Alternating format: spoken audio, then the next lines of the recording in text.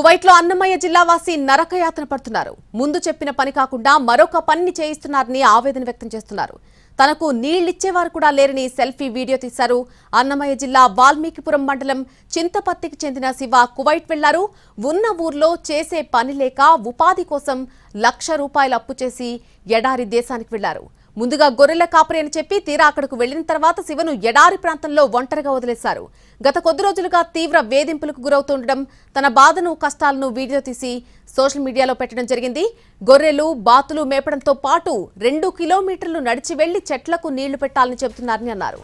రాత్రి ఒంటరిగా ఉండడం భయంగా ఉందని చెప్తున్నాడు. ఇలాగే వదిలేస్తే తనకు ఆత్మహత్య శరణ్యమంటూ వీడియోలో ఆవేదన వ్యక్తం చేశాడు.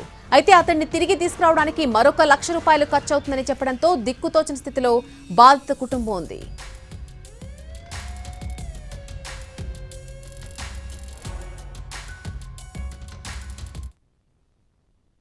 నేను చచ్చిపోయినా కూడా అడిగేవాడు లేదు సార్. ఈడ నా పరిస్థితి ఇట్లుండదు.